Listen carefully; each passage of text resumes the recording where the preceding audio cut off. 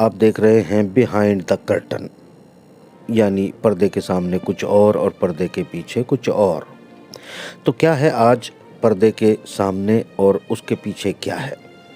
पर्दे के सामने अगर हम देखें तो हमें दिखाई देगा कि वाशिंगटन में जो एक नेटो ने अपनी मीटिंग की है, उसमें किस एजेंडे को लेकर, दुनिया में मानवतावाद को लेकर, शांति को लेकर किस तरह से अपने एजेंडे को सामने रखा और यूक्रेन में शांति की बहाली की बात की है, यानी शांति चाहते हैं। अब इसके पर्दे के पीछे क्या है, इस पर हम ज़रूर बात करेंगे, क्योंकि इसी मीटिंग के दौरान व्लादिमीर पुतिन और नरेंद्र मोदी की जो मीटिंग हुई है उसे लेकर जिस तरह से नाटो संगठन पूरा आग बगोला है और ख़ास तौर से अमेरिका बहुत ज़्यादा आग बगोला है, ये एक चिंता का विषय अमेरिका और नाटो के लिए क्यों बना है, इसमें बिहाइंड द कर्टन क्या है, इस पर भी बात करेंगे। अगला मुद्दा ये है कि हमारे एनएसए अजीत डोभाल को उनके समकक्ष ने अमेरिका से कॉल किया है और कॉल करके शायद जो है उन्होंने बात की है या बज़ाहिर जो बताने की कोशिश की है कि क्वाड के जो मीटिंग होने वाली है उसको लेकर उन्होंने बात की है। और चूँकि अभी एक मीटिंग होगी और फिर इस साल के अंत में भी एक मीटिंग क्वाड की रखी जाएगी, यानी पूरी की पूरी जो स्ट्रेटजी चिंता की अमेरिका के सामने नज़र आ रही है वो ये है कि साउथ चाइना सी में वो क्या करना चाहते हैं। क्योंकि इसमें अगर हम बिहाइंड द सीन ये देखें कि एक तरह तो वो क्वाड संगठन ने जिस तरीके से, जिसमें भारत शामिल है, जापान, ऑस्ट्रेलिया भी शामिल हैं, ये सब जो हैं कोशिश कर रहे हैं कि सामने जो नज़र आ रहा है वो ये है कि साउथ चाइना सी में शांति बहाल की जाए, चीन के कब्ज़े को हटाया जाए। इधर चाइना ने भी अमेरिका को सीधी धमकी दी है कि आप जो प्रशांत क्षेत्र में अशांति फैलाना चाहते हैं, यानी नए युद्ध खड़े करना चाहते हैं, आप उससे बाज जाएं वरना आपको मुंह तोड़ जवाब दिया जाएगा। मतलब साफ है कि प्रशांत क्षेत्र में जो युद्ध प्लान किए थे, जिसमें क्वाड भी शामिल था, जिसमें चाइना की घेराबंदी शामिल थी, उसमें भारत को एक बड़ा स्टेक होल्डर बनाने की कोशिश ट्रंप सरकार के ज़माने से ही शुरू हो गई थी, जिसका पेंटागन ने कई बार ऐलान किया था। शायद व्लादिमीर पुतिन और श्री नरेंद्र मोदी की मीटिंग के बाद और मीटिंग के बाद जिस तरह गले मिलकर पोस्चरिंग की गई है, जिस तरह से मोदी जी के बयान आए हैं, पुतिन के बयान आए हैं, ये इसने पूरे के पूरे एक लंबे खेल को अमेरिका के बिगाड़ दिया है। और क्योंकि देखिए इसमें बड़े इस तरह के बयान भी आपको देखने को मिल रहे होंगे जिसमें अमेरिका ये कह रहा है कि जो चाइना है उसका एक छोटा भाई या एक उसका पिछलग्गू रशिया बन चुका है और अगर चाइना भारत पर कोई हमला करता है तो रशिया चाइना का साथ देगा। दोस्तों, मेरा आकलन ये कहता है, या बिहाइंड द सीन बिल्कुल पूरी तरह से ये है कि रशिया बहुत आगे है, चाइना की ताकत अभी रशिया से बहुत पीछे है। नाटो के और अमेरिका के तमाम हथियार जैसे आपने देखे यूक्रेन के अंदर असफल हुए, जिस तरीके से गाज़ा के अंदर असफल हो रहे हैं, जिन्हें हौती टारगेट बना रहे हैं, सैकड़ों से ज़्यादा जहाज़ों पर सफल हमले कर चुके हैं, और जिस तरह इजराइल के ऊपर भी सफल हमले किए जा रहे हैं, ये तमाम चीज़ें अपनी असफलताओं को छुपाते हुए अमेरिका बेसिकली अभी भी खुद को एग्रेसिव और सफल बताने की कोशिश कर रहा है। उधर रशिया के युद्धक बेड़े साउथ चाइना सी में पहुंच चुके हैं जिनजियांग पोर्ट पर, जहां पर चाइना के साथ रिहर्सल करने की संभावना है। यानी ये कहा जा सकता है कि जिस तरह एक्टिव करने जा रहा है अमेरिका साउथ चाइना सी को या प्रशांत क्षेत्र को, उसकी रोकथाम के लिए, चाइना के सहयोग के लिए यहाँ अपनी फोर्सेस को रशिया भी बढ़ा रहा है। और आज की सबसे महत्वपूर्ण खबर ये है कि जिस तरह जो बाइडन ने एक ऐलान किया है, ट्वीट किया है, जिसमें ये कहा है कि हमास और इजराइल दोनों ही जो शांति मसौदा है या बंधकों की अदला बदली का जो मसौदा है उस पर सहमत हो गए हैं, ये बात अपनी तरफ से ट्वीट कर दी गई है। तो इसमें जो बिहाइंड द कर्टन क्या है, यानी बिहाइंड द कर्टन जो हमें पता चल रहा है वो ये है कि इस मसौदे में ये तय किया गया है कि 3 चरणों में जिस तरीके से बंधकों की अदला बदली की जाएगी। उसके बाद यहाँ से इजराइल जो है वो अपनी फोर्सेस को गाज़ा से वापस हटा लेगा, मगर हमास को भी ये कंट्रोल नहीं दिया जाएगा, बल्कि इस जगह पर इस्लामिक देशों की फ़ौजों को तैनात किया जाएगा, जिस पर हमास सहमत हुआ है। अब सवाल ये है कि बाइडन का जो ऐलान है वो हो चुका है, हमास का समर्थन जो है, सहमति इस पर शायद आ चुकी है, मगर इसको इजराइल मानेगा कि नहीं मानेगा, ये एक बड़ा मुद्दा है। ये बड़ा मुद्दा इसलिए है कि जो अखबार हम देख रहे हैं इजराइल के, वो लिख रहे हैं कि 26% गाज़ा पर इजराइल का कंट्रोल हो चुका है, रफ़ा से उनका पीछे हटने का कोई इरादा नहीं है। और वो खुशखबरी है उन लोगों के लिए जो गाज़ा में यहूदी अपने मकान बनाना चाहते हैं। तो इस तरह की खबरें अगर इजराइल के अखबार छाप रहे हैं तो ये कुछ भी हो सकता है, यानी एक सांत्वना देने की बात हो सकती है इजराइल के नागरिकों को जो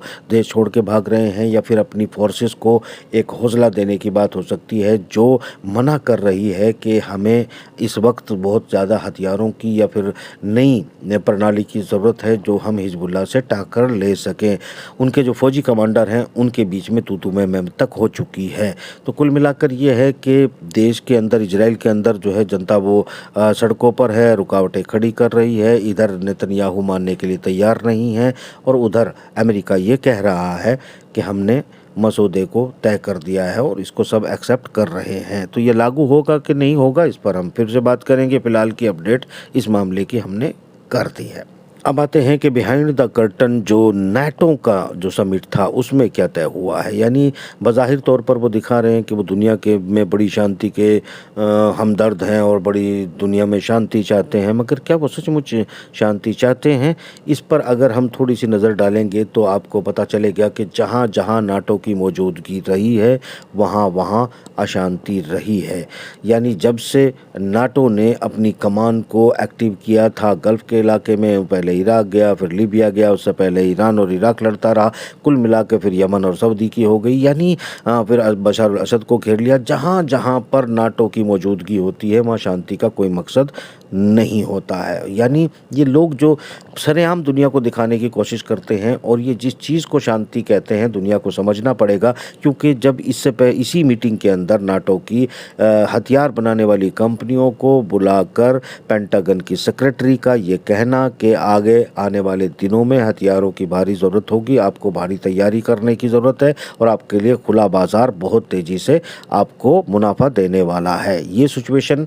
एक तरफ वो, यानी दुनिया को लंबी युद्ध में घसीटने की पूरी प्लानिंग उनकी अभी भी जारी है।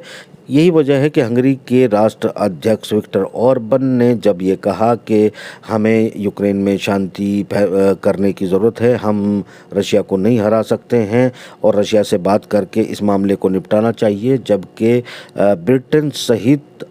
पूरा नाटो ये चाहता है कि इसमें हम किसी भी तरीके से रशिया को छूट नहीं देंगे और एक लंबी लड़ाई की तैयारियां चलती रहेंगी, जिसमें नए प्रधानमंत्री ने भी एक बड़ी मदद करने का यूक्रेन को ऐलान किया है इस समिट के दौरान। और सवाल ये उठता है कि जर्मनी में लंबी रेंज की मिसाइल अगले 1.5 साल में तैनात करने की बात भी अमेरिका कह रहा है। उधर से अगर आप देखेंगे कि F-16 यूक्रेन पहुंचाने की बात की जा रही है, जबकि इन्हीं के सहयोगी जो नाटो के यूरोपियन मेंबर हैं वो ये कह रहे हैं कि रूस की या पुतिन की इस कसम को हल्के में नहीं लेना चाहिए कि उसने F-16 को जहां भी होगा यूक्रेनी F-16 को ख़त्म करने की कसम खाई है और वो ख़त्म करेगा। तो सिचुएशन जो है दुनिया की वो टेंस की तरफ जा रही है। नाटो किसी शांति के लिए समिट नहीं करता है, बल्कि वो दुनिया में युद्ध भड़काने के लिए करता है, हथियार बेचने के लिए करता है, और अपनी दादागिरी को एक छत्र कायम रखने के लिए अमेरिका इस पूरे षड्यंत्र को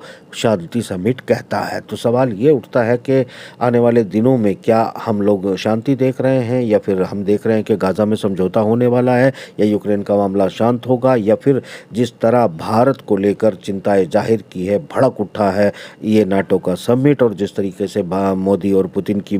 मीटिंग को लेकर इन्होंने चिंताएं जाहिर की है, भारत के एनएसए को फ़ोन तक कर दिया है, और इधर एनएसए को भारत के फ़ोन किया है, उधर लॉयड ऑस्टिन ने रूस के रक्षा मंत्री को जो है महीने के अंदर दूसरी बार फ़ोन पर बात की है। ये मोदी जी के वापस आने के बाद फिर लॉयड ऑस्टिन ने रशिया के रक्षा मंत्री से बात की है। तो सवाल ये उठता है कि आखिर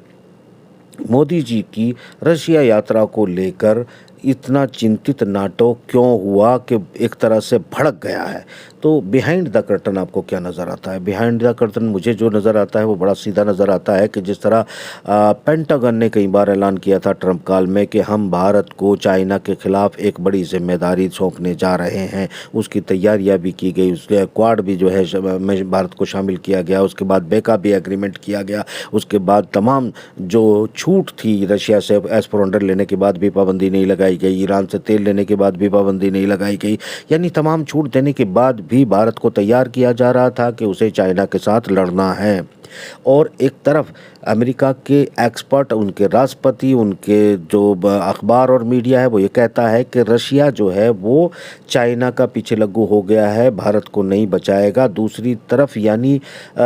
वो बताने की कोशिश कर रहा है कि चाइना से कमज़ोर है रशिया, इसलिए वो उसके पीछे लग्गू बना है। दूसरी तरफ यूक्रेन को पूरा नाटो मिलकर, पूरा यूरोप मिलकर, इनकी पूरी ताकत मिलकर नहीं बचा पा रही है और हमास से नहीं जीत पा रही है, खाली रूस की मदद से। अगर ये सब कुछ हो रहा है, इसके होने के बावजूद वो रूस को चाइना से कमज़ोर कहते हैं, तो इसका मतलब चाइना बहुत ताकतवर हो चुका है। तो क्या ये लोग भारत को चाइना के साथ लड़ा कर चाइना से बचा पाएंगे? ये एक बहुत बड़ा सवाल उठता है। इंटरनल राजनीति के लिए कोई भी बात की जा सकती है, कोई भी जिरह की जा सकती है या कोई भी सामने तस्वीर पेश की जा सकती है, मगर मुझे जो बिहाइंड द कर्टन नज़र आ रहा है बड़ा बहुत साफ है कि अमेरिका की एक लंबी चाल जो कि आर्थिक तौर पर तोड़ने के लिए चाइना के खिलाफ बनाई गई थी, एक लंबे युद्ध में उलझाने की बनाई गई थी, जिससे भारत का भारी नुकसान होता, जिससे चाइना का भी लंबे समय तक नुकसान होता। और जिस तरह यूक्रेन में पीछे से बैठकर पूरा नाटो जो है वो रूस के साथ लड़ रहा है मगर हार रहा है, इसी तरह ये हारते ज़रूर रहते, भारत में बैठकर जो है चाइना के खिलाफ ज़रूर भारत को सपोर्ट करते, मगर जो रशिया, जो यूक्रेन में नहीं जीत पा रहे हैं, जो गाज़ा में नहीं जीत पा रहे हैं, वो भारत में बैठ के कैसे जीतते? ये बड़ा सवाल इसलिए उठता है चूँकि नाटो के मेंबर खुद ही ये कह रहे हैं कि चाइना रशिया से बड़ा हो चुका है। तो ये सवाल, इनकी जो आपसी बातचीत में जो कंट्रडिक्शन आ रहा है, जो कॉन्फ्लिक्ट नज़र आ रहा है, वो बेचैनी नज़र आ रही है इस बात के लिए कि उनकी तरफ से भारत तबाह होता है तो हो जाए, क्योंकि उनके लिए चाइना का बर्बाद होना ज़रूरी है ताकि उनके बाज़ार दोबारा ज़िंदा हो सके और दुनिया पर वो फिर से अपनी आर्थिक हुकूमत को कायम कर सके। ये था आज का बिहाइंड द कर्टन, और बिहाइंड द कर्टन में हम और नई नई खबरें और नए नए तरीके से लाते रहेंगे। आपकी राय क्या है? आप हमें लिखकर ज़रूर बताएं, अपना कमेंट करें, और आप क्या सुनना और क्या देखना चाहते हैं अपना मशवरा ज़रूर दें।